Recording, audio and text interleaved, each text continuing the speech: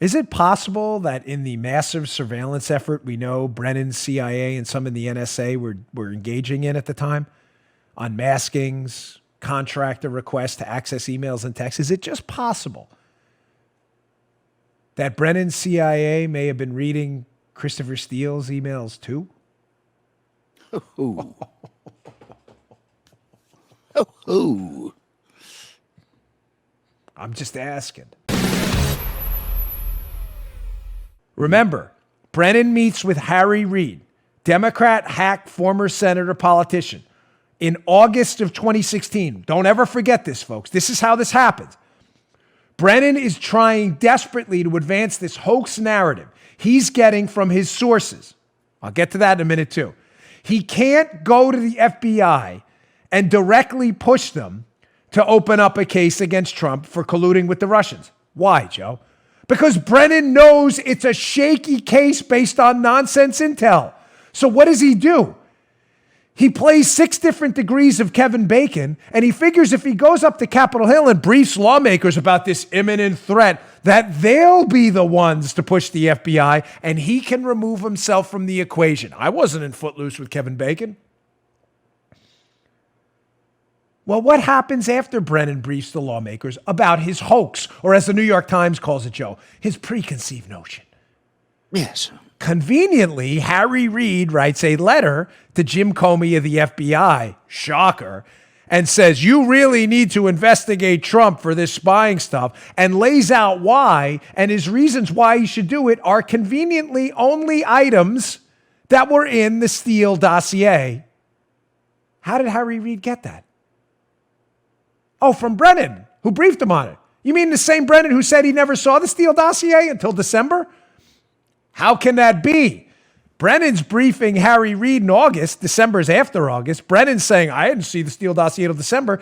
Brennan briefs Reid on information in the Steele dossier.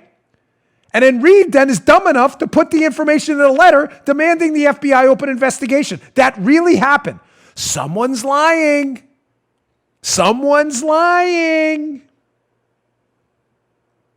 Someone's not telling the truth here.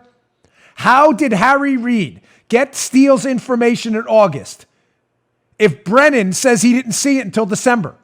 Reid put it on paper in August, right after being briefed by Brennan. This is not hard. No. So if Brennan obviously had the information in August, we know this. It's a fact. How did he get it?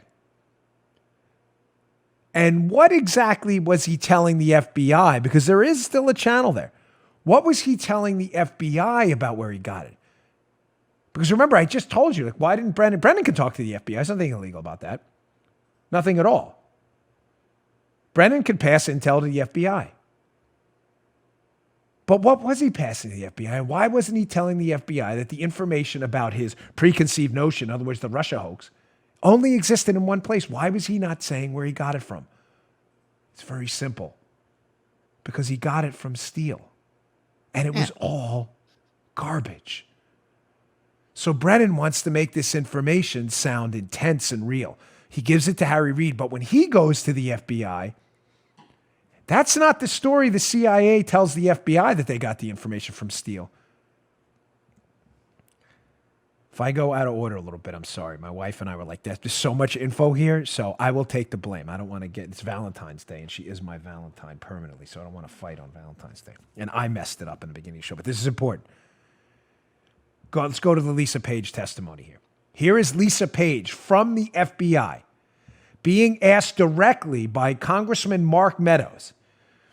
He's when Page and Meadows are talking about the source, keep in mind, they're talking about Steele. Remember, Brennan is trying desperately to hide the fact that he got his preconceived notion, his hoax story about Trump-Russia collusion from Steele. Why? Because he knows Steele is crap. He's been warned about it.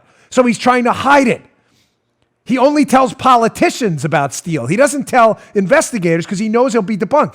So this is Lisa Page, asked about Brennan.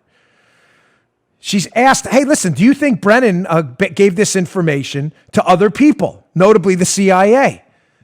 Page says, well, with all due honesty, if Director Brennan got that information from our source, right? Well, if he got that information from our source, if the CIA had another source, I'm neither aware of that, nor did the CIA provide it to us. And if they did, because the first time I know this sounds choppy. It's because she's given a choppy answer. Yeah. Meadows then interrupts her and says, we do know there are multiple sources. Page, here's the money quote. She says, this is an FBI lawyer working at the highest levels of this case. She says, I do know that. I do know the information ultimately found its way to a lot of different places, certainly in October of 2016. She's talking about Steele talking to the State Department there. Listen. This is the money quote. Don't ever forget this. I've been playing this for a year and a half now. Lisa Page, quote, but if the CIA, as early as August, in fact, had those same reports, I'm not aware of that. And nor do I believe they provided them to us. And that would be unusual. Ladies and gentlemen, I'm telling you, the verdict is in. Yeah. She is not lying.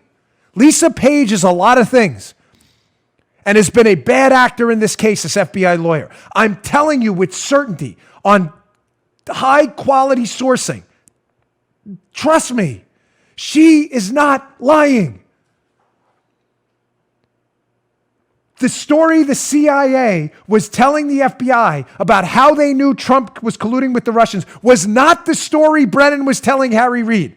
They were hiding that they got it from Steele because they knew Steele was garbage. His information was crap and had not been vetted. Lisa Page is not lying. Please listen to me. She's not lying. This does not give them a pass. I'm going to get to that in a minute. This goes on.